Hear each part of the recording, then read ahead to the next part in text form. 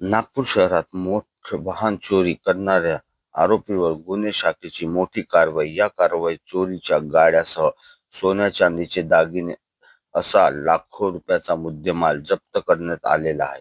मिळालेल्या माहितीनुसार युनिट क्रमांक 5 चे युनिट ही रात्री पाळी पेट्रोलिंग करीत असताना त्यांच्या निदर्शनात आले व तसेच खात्रीशीर माहितीही त्यांच्या समक्ष होती.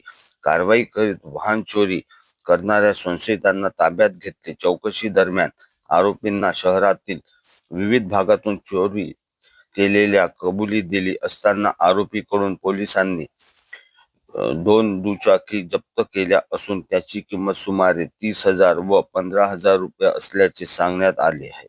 तसेच आरोपीकडून सुमारे 78 ग्राम सोन्याचे दागिने व 148 ग्राम चांदीचे दागिने जप्त करण्यात आलेले आहे. या दागिन्याची अंदाजे किंमत सुमारे 6 रुपयापेक्षा अधिक असल्याचे पोलिसांकडून सांगण्यात येत आहे. तसेच या प्रकरणी संबंधित आरोपीकडून गुन्हा कबुली करण्यात आला असून पुढील तपास नागपूर गुन्हे शाखा युनिट 5 करीत आहेत.